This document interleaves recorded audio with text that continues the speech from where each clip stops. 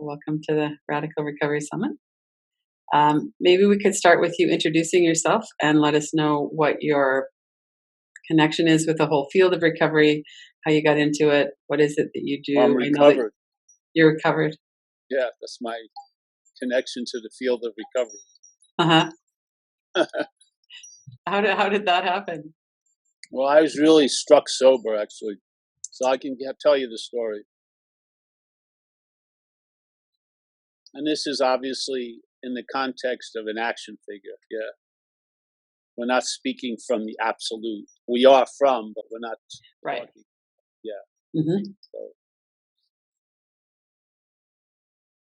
well, to me, I had alcoholism, the way I define alcoholism, which is like an irritability, restlessness, and discontentment, mostly because of the mental agitation and the meaning it's given things.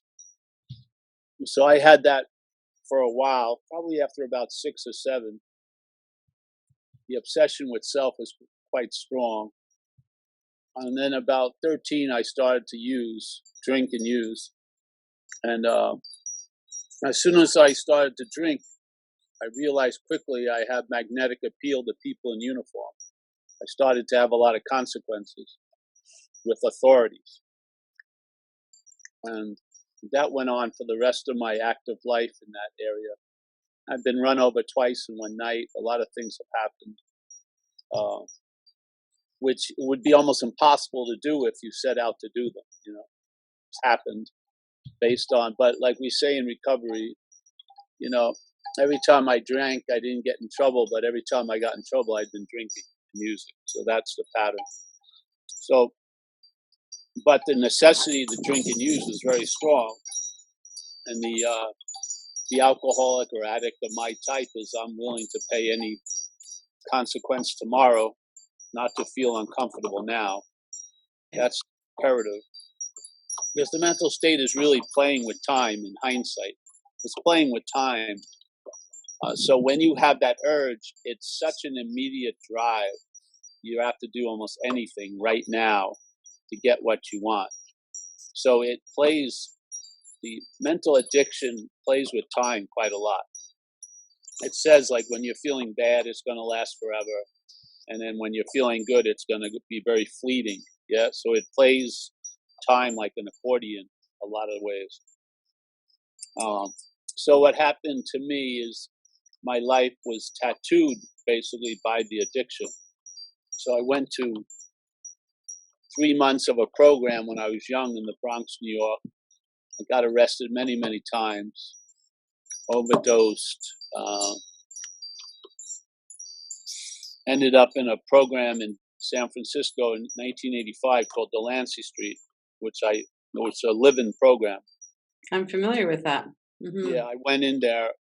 I knew a little bit about it because a girlfriend of mine tried to drop me off there about 6 months before I went. She became my ex-girlfriend very quickly, but she had tried to get rid of me. And then when another day where the floor had dropped out, I remembered this place. So I walked down there and I sat on a bench and waited for them to do whatever they're going to do with me. So they interview you, and I don't think there's a high bar of standards they're looking for a person, but I must have met them. So they accepted me. And then I was in that program for 2 years. I lived there. And I really actually thrive in an institutional setting. I do much better when people are telling me what to do. So I lived there for 85 to 87, went to college, actually felt quite good there. I had friends, I was participating. I ran the entertainment division of the place. So I was a very popular person. Because a lot of people could never leave the place for the first year. So I got all the videos, Oh, okay. scheduling. So I was like the czar of entertainment. Mm-hmm. And I had to be dealing with 300 people. So it was quite good.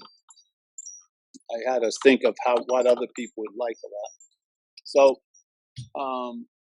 I stayed there for 2 years, and then they had another meeting with me about 20 months into it, and they said, "Hey, we'd like you to stay for 5 more years, make a commitment." And I said, "Well, Are there any other options? I don't know if I want to stay 5 more years. And they said, yeah, there's a workout program. And the Delancey Street was pretty trippy because they had a very good advertising campaign. They worked very close to with the city of San Francisco. We used to go politicking. We would give out leaflets for certain candidates. Yeah. So they got a lot of political favors. And they had a great idea. They said their success rate was like 98% or something. But you had to read the fine print. The only way you could stay sober there was never to leave Delancey Street for Okay. the rest of your life. So I wasn't keen on that. So I went into this program, followed it for 4 months. You had to get a job, outside job, open a checking account, get a car. And after 4 months, you could move out if you found a place to live. So I did, found a place to live. Moved in, and very shortly thereafter, that irritability and restlessness and discontent became very loud. And I listened to it, and I went to where it told me, which is go back to an old bar I used to go to. Because I'd come to a conclusion after about a year in the program, Delancey Street, that my problem was narcotics, which was true, but I could probably drink. I didn't run this by anyone in the program. I just sort of filed it away. And when I got out, that was still there. So I decided I could drink. I went to this bar I knew. I had my first beer in over 2 years. And nothing happened. I had a second beer. Halfway through, it wasn't enough for me. I wanted more. Whatever more is. Could be more alcohol, but for me, it's narcotics. So I looked around the room. Same old guy that used to sell more there was selling it. So I kissed his ass, got some more, went to my car and did some more. And then I went on a 10-month run. And really, really, there's a statement in recovery called pitiful, demoralized, incomprehensibly pitiful, incomprehensible demoralization. I have felt that many, many times. So this was where I landed once again. So 10 months, I ended up in a trailer park, March 20th, I think, 1988. And I'm just trying to drink. I didn't know the guy who I was with. I came to, basically, and I was sitting in his trailer drinking a cheap bottle of vodka, Royal Gate vodka. And I looked at him and I said to myself, he had a big head, bulbous nose, varicose veins. And I said to myself, this guy's a bum. But lo and behold, he was looking at me like I was a bum. And that was the moment of clarity, we say in AA. It was almost like a portal opened and a download occurred into whatever I am, whatever male slot this is. And it didn't stop in my head because I had admitted many times I was an alcoholic to get alcohol and shit. It went to what you would call your innermost. And it was a CNN news flash, not a headline. I'll use a different word, but it was, I'm screwed. Yeah. So that's never changed ever since for 29 years. So I realized I'm not managerial quality, like to my core, as this GPS, that I had been following. And so suddenly I got to stay at someone's house that night, an ex-girlfriend. And the next day I went to my first meeting, and I've been going ever since. But see, to me, it's been in a way very easy because the urge was removed. I don't have an urge, and I haven't thought of or felt like doing drugs or alcohol 29 years. So I don't even need skillful means, really. I need a way of life to stay sober and to deal with what we recover from. We don't recover from drinking, obviously. I recovered from drinking one day, but you recover. That's called recovery. It's not called stop drinking. Recovery is that you recover from what obviously motivates or produces the need to drink and use. And it could be shopping or sex, whatever. Just trying to get some immediate relief from a chronic condition. So that's what happened. And I've been, I participated in AA for a long time now, 29 years. And, the thing isn't about getting sober, it's staying sober. because the action figure is of time. We're not, but the action figure is. So you have to have a way of life. See, especially for people like me, because the way of life I lived was not, uh, it wasn't in sync with sound principles. Yeah, it Right. wasn't in sync. It didn't. It worked on a very failed premise and just exasperated it over and over again with terrible strategy. So I needed a new way of life. Now, Delancey Street tried to introduce me one, but it would have to be in an institutional setting. AA has allowed me to be a free-range alcoholic or drug addict, and it's just more suitable for me. So that's it for that. I've just been So, in recovery a long time, and yeah. so when you had that, the urge to drink or use narcotics was removed. Did you also what happened to that energy that was driving that? Is that what dissipated as well? Yes, it was like a radioisotope. Yeah. In other words, the battery of the car was disengaged. Yeah. So I've never had an urge to drink or use, so I don't need a skillful means to fight it. I need a way of life. Yeah. So that the recovery from the real causes and conditions can have a safe enough space to continue. Because this operation has to be mobile. Yeah. I'm Hmm. not going to go into another garage for 2 years to be worked on. That's while I'm living. So AA provides that. Just like here, we have 700 meetings a week. I mean, what church has 700 meetings a week? What spiritual group meets 700 times a week? Because we know what we're up against, which is the problem resides in the mind. So the whole program is totally based on the willingness or the lack of willingness of the participant. And like we say where I live, you know, if someone's ready, you can't say anything wrong. If someone's not ready, you can't say anything right. So, and I'm a real believer in we do a lot of disservice by trying to keep people from their bottom. I think life's the best teacher. And I think what a lot of people call compassion truly isn't compassion. What is it? It's an enabling in a way. Because I know when I came in, really, I hated the people that let me get away with murder. Really, I did deep down. I needed a big fucking boot up my ass. Yeah, literally. Hmm. So,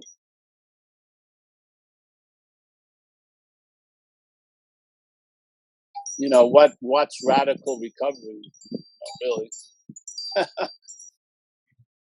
radical recovery, you know, looks quite ordinary in my view.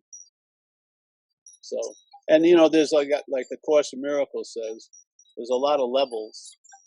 So there's level confusion, and I'm a believer that a lot of times people are trying to apply a solution from one level to another level where it doesn't work, which is sort of like someone is on one level where his house is on fire and he's getting burnt up.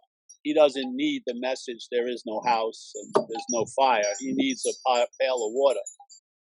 Maybe when the fire, quote unquote, is out, you can entertain other possibilities. But people trying to use non-duality as a skillful means doesn't work for me, to tell you the Yeah. truth. Yeah, I agree. Yeah, You that's know? been my experience as well.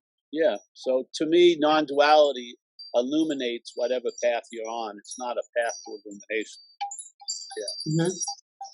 Yeah. So I don't like when everyone's trying to do all this crossbreeding.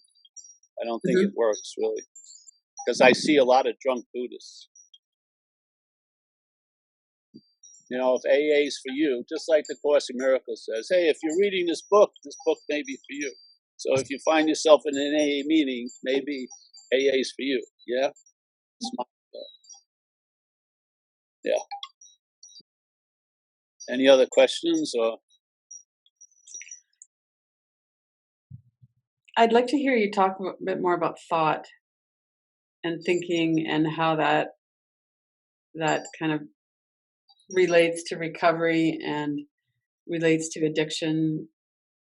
My sense is that a lot of the thought is what underlies the need to get away. For sure.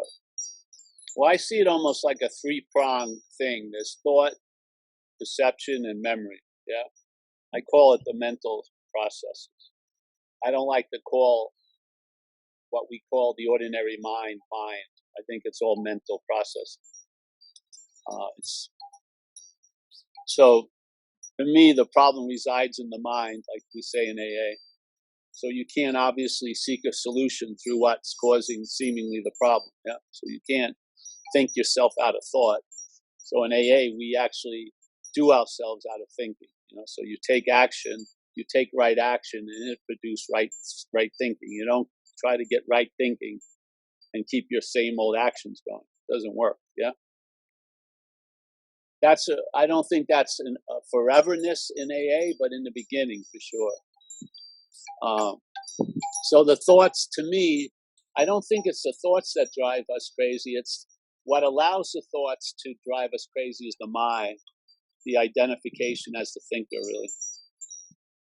My idea in AA, I don't believe it's obsession with self. I believe it's identification as a self. And I think the obsession with self is how the mental state reinforces the identification. So can you go deeper into that, the identification? How does that work? The identification is, I believe, through seeing stuff, that the mental process is in an activity, and that activity it's in the act of being identified as a self. Yeah. So some people would say, well, there's part of that's a verb, and then there's noun of self. It's a whole verb to me. The act of being identified as a self is the verbing.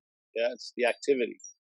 So the mental state is always through thought and interpreting feelings and memories. It's in the act of being identified as a self. It's in the act of being the one the memories are about, the one who's the thinker of the thoughts, the one who's the feeler of the feelings, the one who's the doer of the doing. So to me, it's claimed, its main movement is claiming.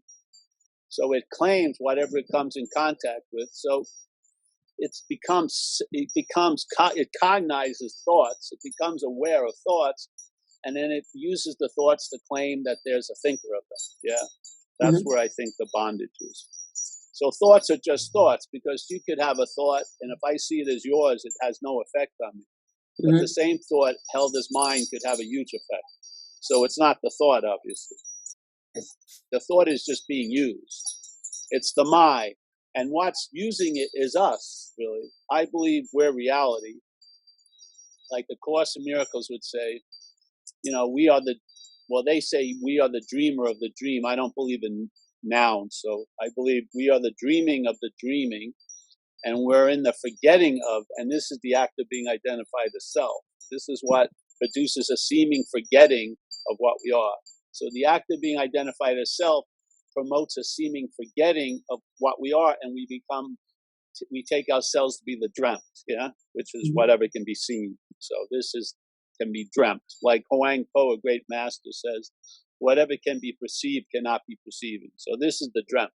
So now the perceiving becomes identified as the perceived. Right. And then the mental state, its whole story is to keep being in the act of being identified as a self, because you can't be a self, but you can seemingly be in the act of being identified as a self. And I would say that's closer to what's happening. It can never complete the mission, but it can seem to be so. See, because what it does, it's very tricky, because it's a process that comes after that implies it's before. So when you're listening to all of the activity of being identified as a self, there's a feeling that there's a you listening to it. See? So the product implies it's before the production. It's unbelievable, really, if you see it. So because we think there's time like linear, mental state's not playing by those rules. It's implying what comes after to be before, like a lot of the time. Yeah. So you're an afterthought that's implied to be before thoughts. That's why you can assume you're the thinker, because you believe you're before thoughts, but you're not. The idea of being a thinker is a thought. This is what I believe is the act of being identified as a self. So you're not a self, but in a sense, at that point, you're not really sensing what you are because you're believing the act of being identified as a self. So you're in the act of being identified as, and you never become a self because it's impossible. So basically, in time, what's not so can seem to be so in time. So in no time, this is totally impossibility. In time, it can seem to be that I'm a self. Yeah. Because It of can the appear to be accumulation of the experience of. all the claiming of it all.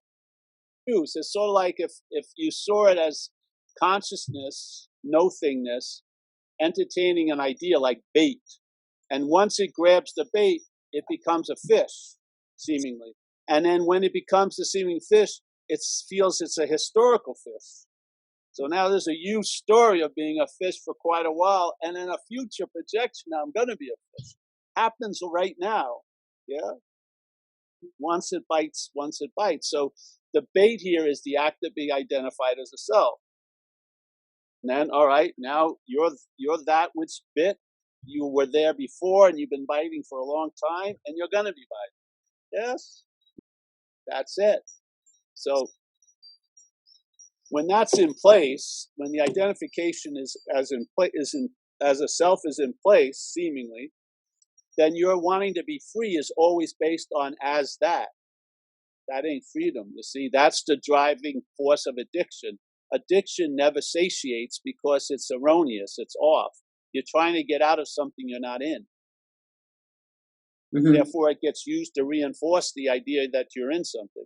You Mm-hmm. think you're getting out, and spirituality is not fucking immune to that. Right. Addiction, just more flamboyant, but there's spiritual seeking is an addiction. You're Yeah. shooting up for peak experiences. Yeah, you go through some hellish thing, and then you have a great whack, and then it's like shooting dope. It's just the same thing, really.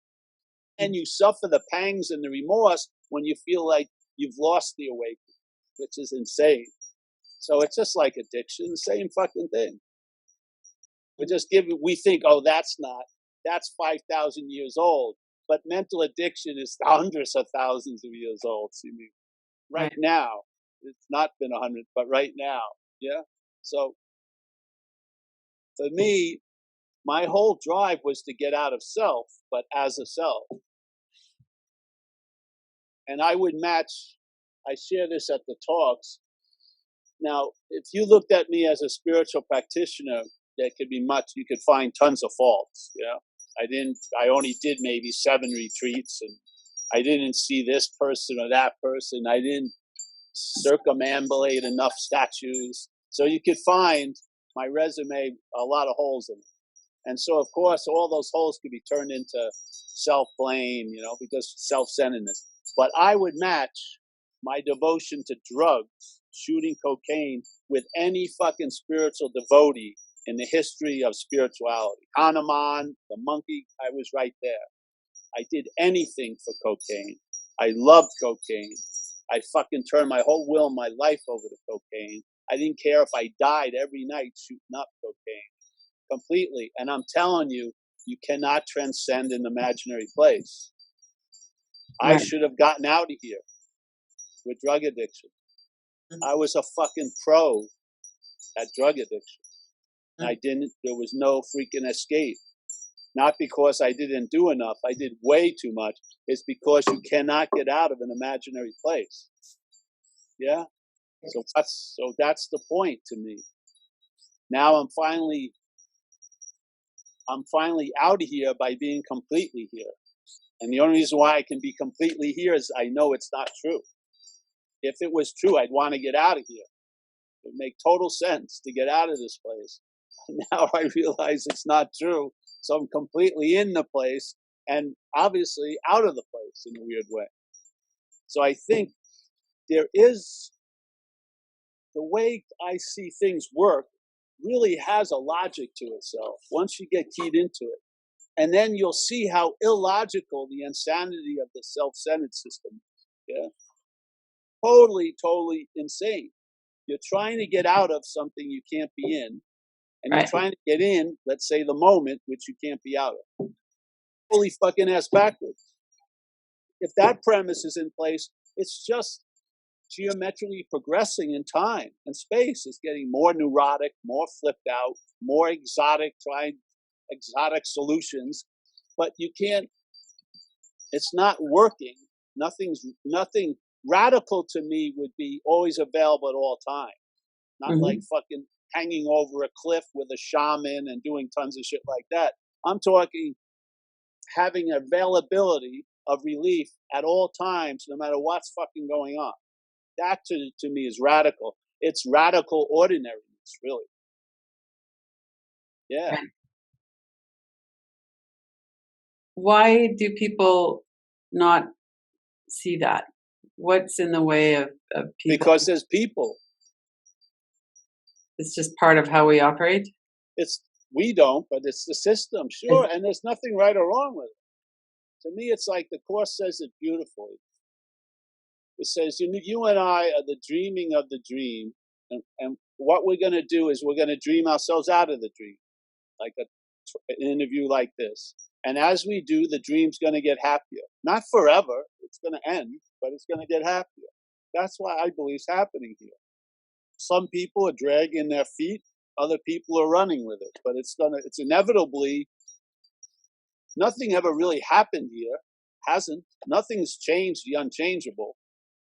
No heinous crime I committed, which I have committed many, has left any lasting effect on what is. I mean, yeah.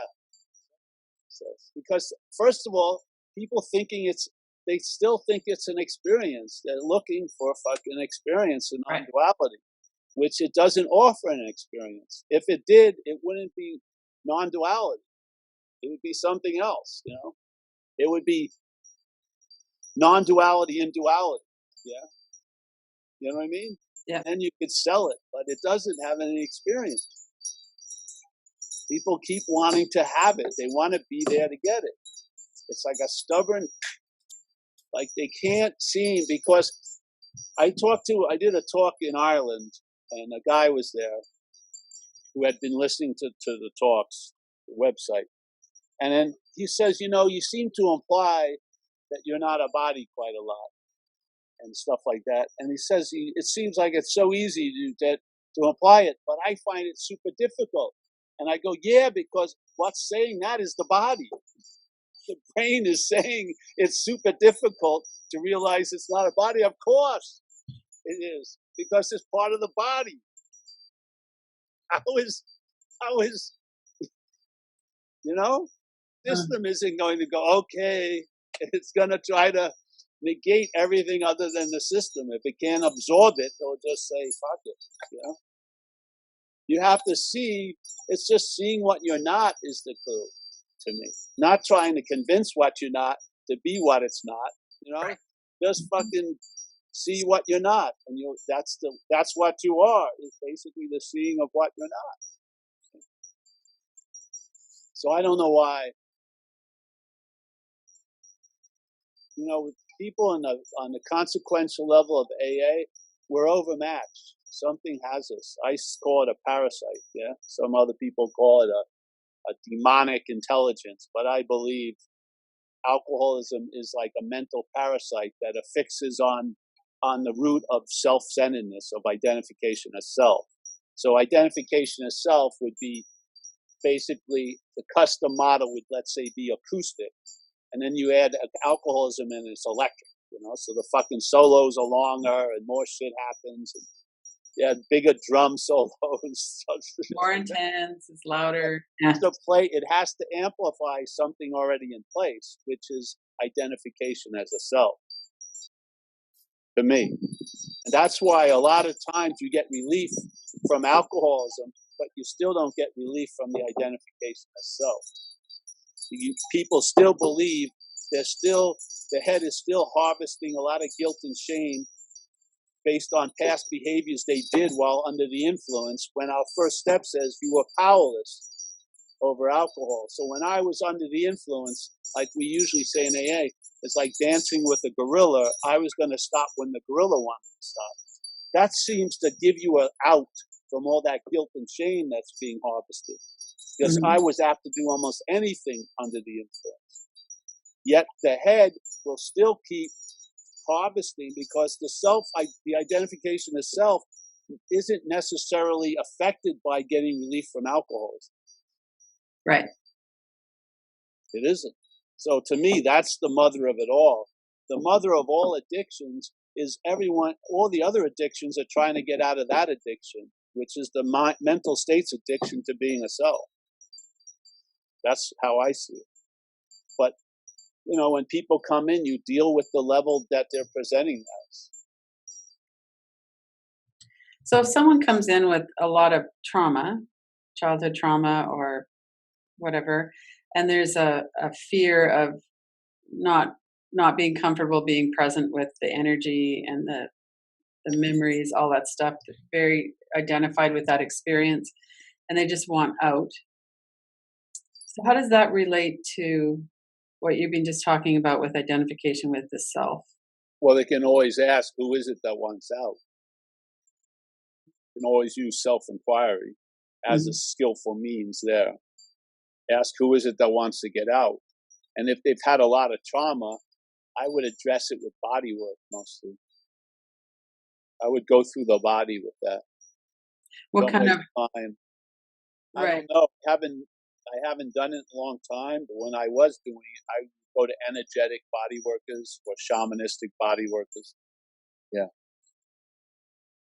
But I wouldn't go through the middle talking it out, my view. I know that there seems to be a consensus forming that working in the body is the way to work with trauma. That it's helpful to understand some of the concepts about it, but really it's in the body, it's stored in the body, it's felt in the body. We need to work it through the body. I would think so. Yeah. Yeah. Not that I'm keeping up on anything, but yeah, that's But my it makes sense. Yeah. yeah, totally.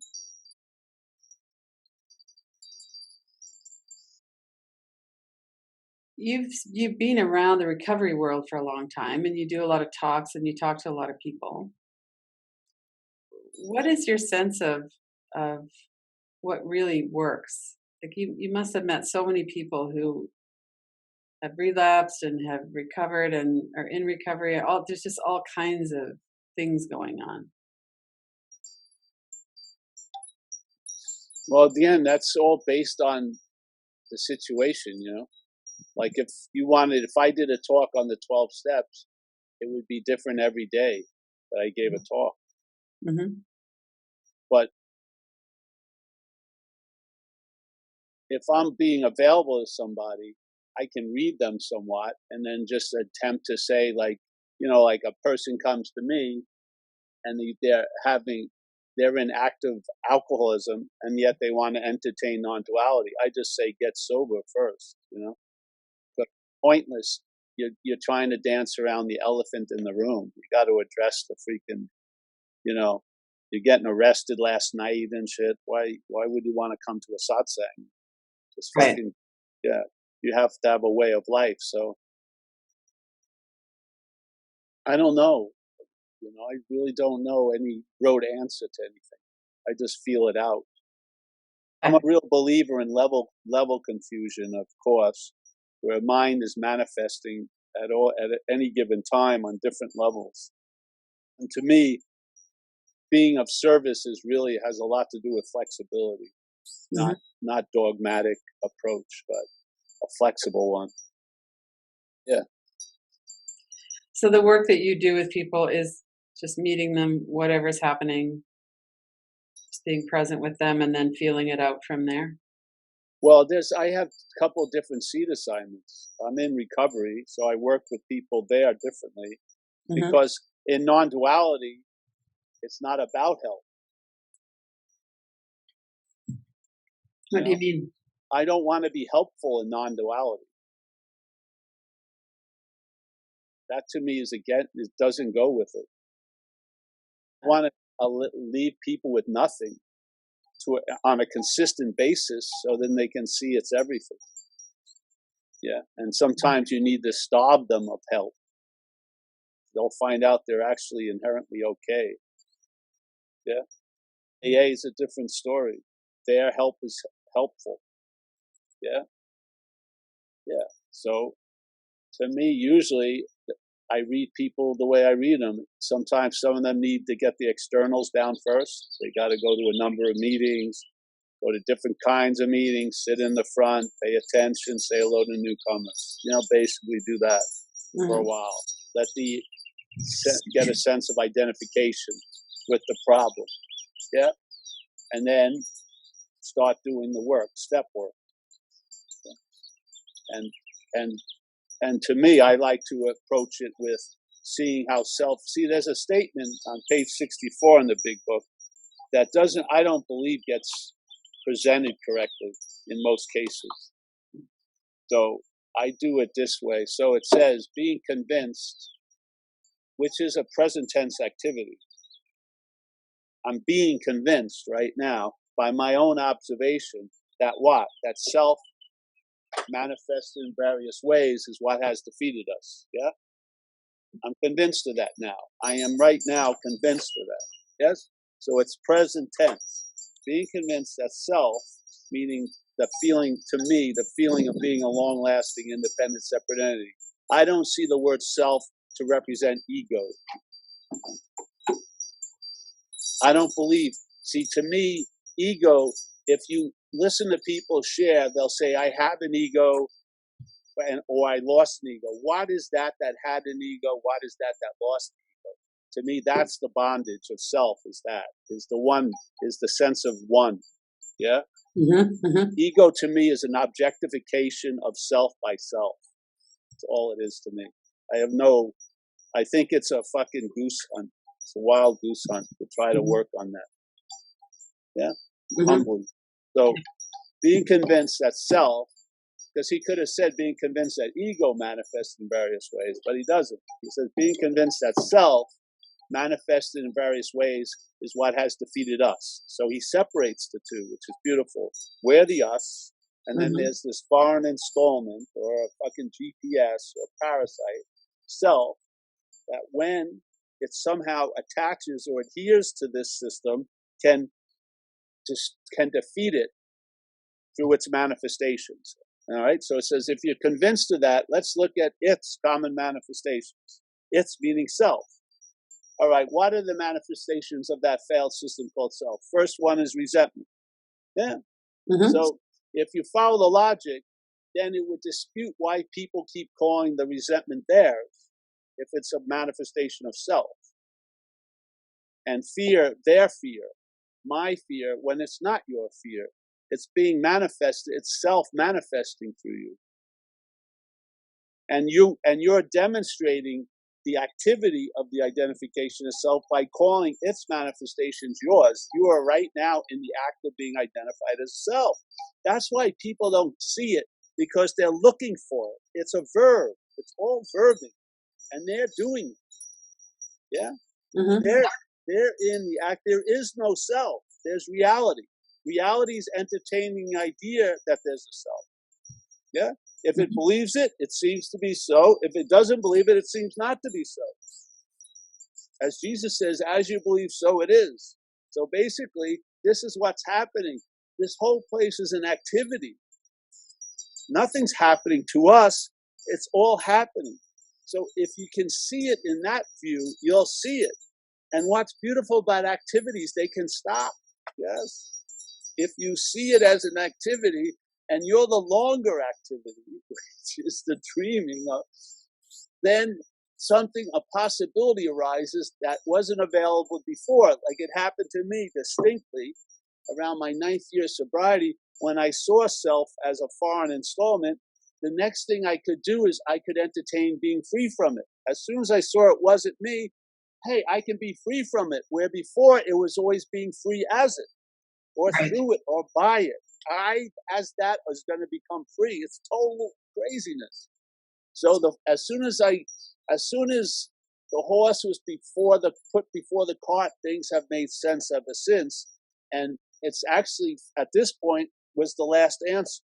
Because I haven't looked for any other fucking answer in years. So obviously, I would say the greatest answer of all would be the last time you needed an answer. And so, bam. Mm. How does this apply in AA? Fuck, it applies greatly. Because if you get to the exact nature of wrong, you'll see it as identification as something you're not. Then what happens? Thoughts are seen more as thoughts than yours. Feelings are feelings. They come and go, not your feelings, not spinning a huge web that goes past and future. Actions, you're much more able to accept what you've done because you're not the doing of it, really. So you become more accountable than ever. All this starts happening, and then you know the tree by its fruits. You recognize and the solution is an activity also. You recognize the solution, the problem from the solution. That's the only way you're ever going to really see it.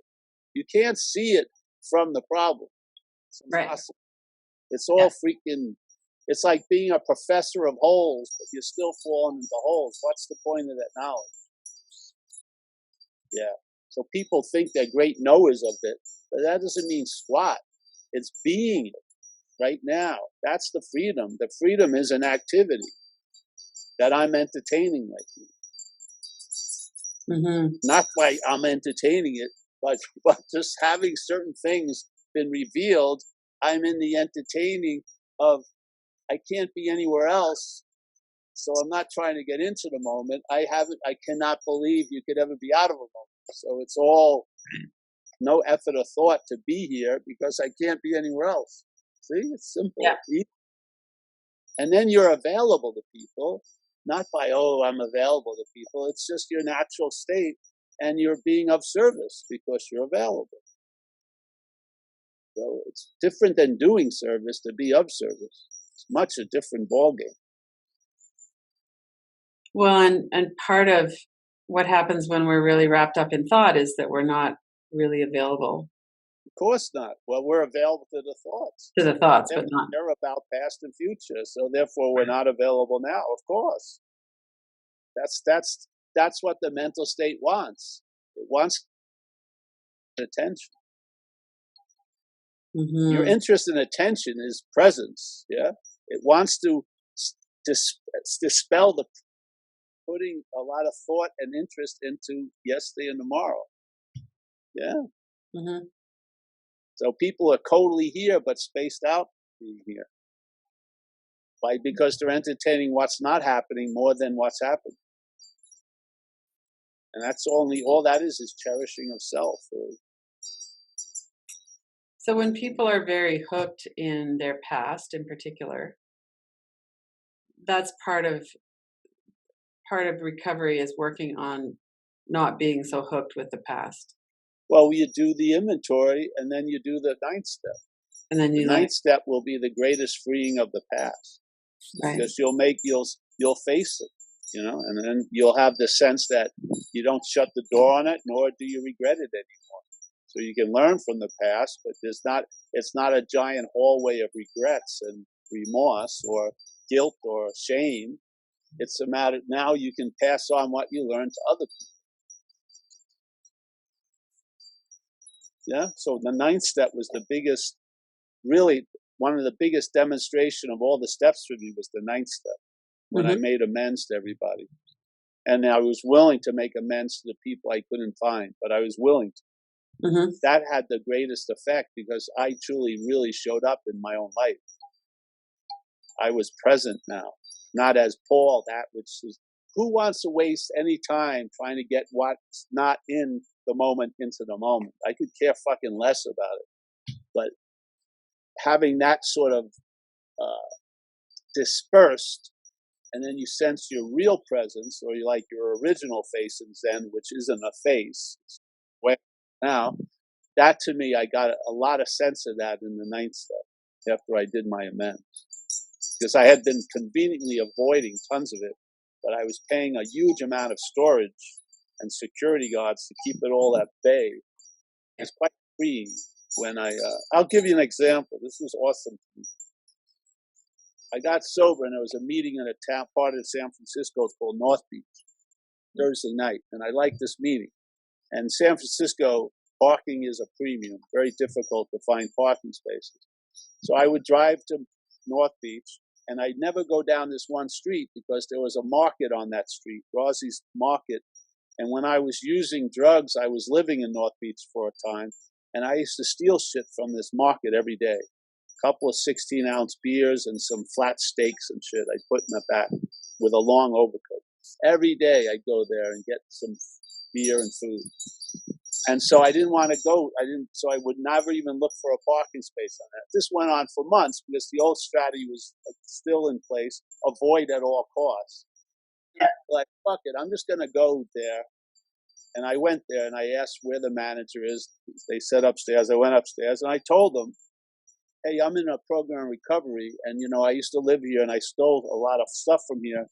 I'd like to give you 50-something bucks for it. So he took the money and I walked out. And I never thought of Rossi's Market ever again. That's what it's like. You're occupied by the past when it's not dealt with. Mm-hmm. When it's dealt with, you're free from it. Yeah. Mm-hmm. Now you can try to say there is no past, but I'll tell you, on some level, that may not sink in. If you just make the freaking amends as the action figure, you'll get some relief. Yeah. A lot of people are trying to use non-duality to get out of doing the steps and shit. They say, oh, there is no self. It's all, none of that works. It doesn't work. Yeah? Yeah, I agree. Yeah. Well, we still have the energy in our body from all of that. And if Yeah, and so yeah. move your body to that place and tell what happened. And always, I was taught always to mention recovery when you're making the amends.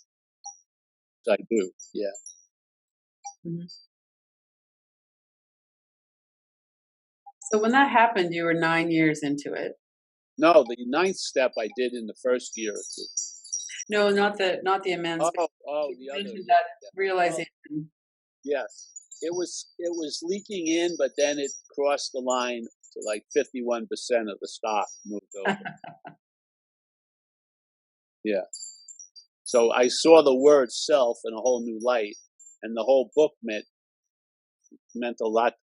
I took out of the book a lot of new meaning from it. Yeah. Yeah. And basically how that's what I was doing. Since I was 3 years sober, I started doing talks in AA.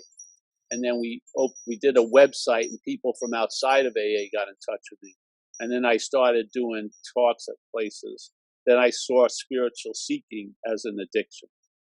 And then I got niched into non-duality or something. All I was trying to do was be available to people in recovery.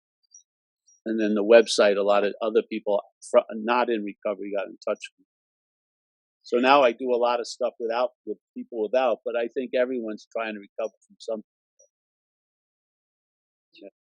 So when you're working with someone or when someone has an addiction to spiritual seeking, part of it is the high of the experience. How do you work with people around that? Well, I do it with jokes usually. Yeah, like I've done it at meetings I've done. See, the difference between that addiction and drug addiction is there's no intervention with spiritual addiction. So I act like I'm taking someone out of the room, put down those DVDs, sign up for another retreat. It's through humor, really. Basically, showing how absurd it is and that it's no different than other addictions. It's not in a rarefied position. Selfing will claim it just as easy as it will a fucking act of stealing us from a drugstore. It's going to claim the spiritual practices. Yeah. There's a famous saying I love of Ramana.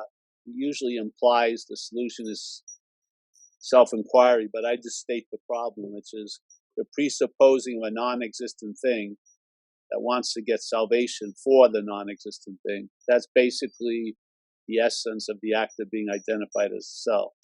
So it's not a supposing or assuming, but it pre-assumes. So when you assume it and the reality believes it, it puts it prior to what it came after. Really.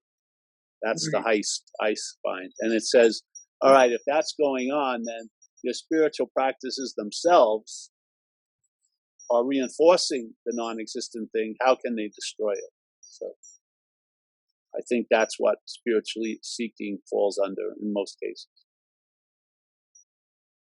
To me, it's loss of interest is the gateway to what's happening, not interest.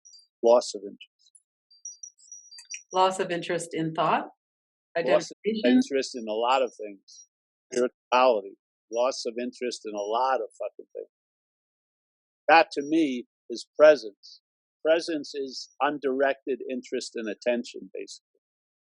The mental state wants to constantly direct our interest and attention. When you get free to that, that's the sense of presence. It's undirected interest, intention. It's just there, has enough to deal with what's happening, and it's like a weather front. Yeah. So I find it's really more about a loss of interest in things than a gaining interest in anything. Yeah, the non-duality.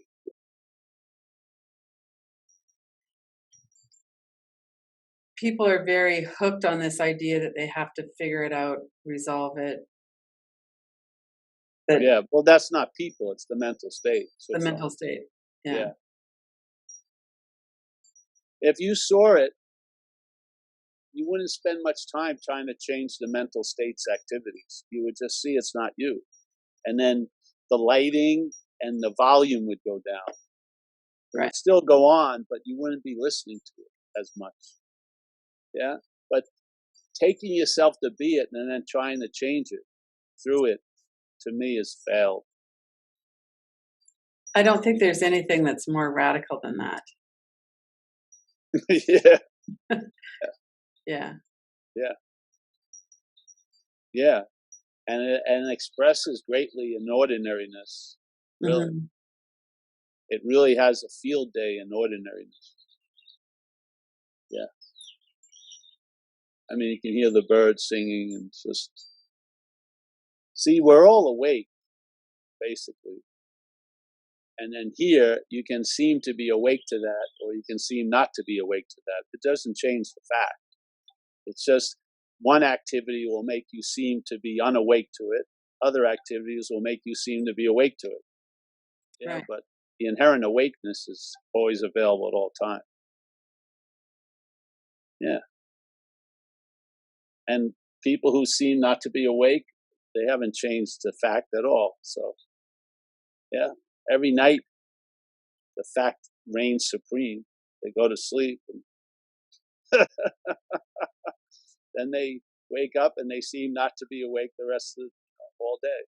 And they think the thing at night was a dream because they don't realize this is a dream, dreaming. They think this is real, and they judge the dream from this reality, and they find a separation where there isn't any. Like they say, this is just the awake dream. Yeah, same. What the hell? You know, I'm really giving up the idea anyone has to do anything unless they have to do something. You know? They have to get sober. They better get sober. They have to meditate. They better meditate. Yeah. Do they have to meditate? No. But if they believe they have to meditate, they better. Remember the idea of playing God? Big thing in AA. So I like to say, all right, so maybe you're in the act of playing God, and then you hear the message, you got to quit playing God. Now, that which is playing God, if it tries to quit playing God, isn't that playing God? And wouldn't it go on ad infinitum? How's there any way out? Just see you're not that which is playing God. Yeah. Then it doesn't matter if that thing quits or not. It doesn't matter. Because God now has seen that that's not God. Yeah. I mean, we have to be reality. I don't see us as anything else. Yeah. How could false evidence appear real unless it appeared real to what's real? Yeah. So we're reality. Entertaining that we're not. Doesn't change a damn thing, but it can seem to in time. Yeah. Well, and there we get back to time again. Time is huge here. It's the biggest influence of all. Oh, unbelievable. It's the main plank of dreaming, I would say. You need space to dream, I guess, but time, that's where all the magic is happening. Selfing is a magician, a Hmm. time musician. It says that which comes after him is before. That's its fucking magic act. Yeah. Point is maybe you're not going to change it. Why not? But if you didn't take yourself so seriously, you'd be able to travel lighter through it all. Yeah. And really, after a while of that happening, you realize what more do you want, basically. You may call it enlightenment, but really, if you felt satisfied and content right now, you wouldn't be thinking or looking for enlightenment. I'm telling you. You would have absolutely no interest in it. Yeah, you'd just be listening to the bird. Exactly. Yeah. Yeah. Well, thank you for being part of this. I You're appreciate welcome. it, and so does Scott, and it'll be interesting. I'm glad that your voice is part of this summit because it's a deeper level than what a lot of people would be really looking at it from, and it's important to have this as part of Yeah. that. Paul is the author of 2 books, Under Arrest and The Escape to Everywhere. Both are available through his website and on Amazon. You can contact Paul and learn more about his work at his website, www.zenbitchslap.com, ZenBitchSlap.com, and on his YouTube channel. Thank you for watching. Go to Kiloby.com, Radical Recovery Summit 2017, for the full schedule of speakers.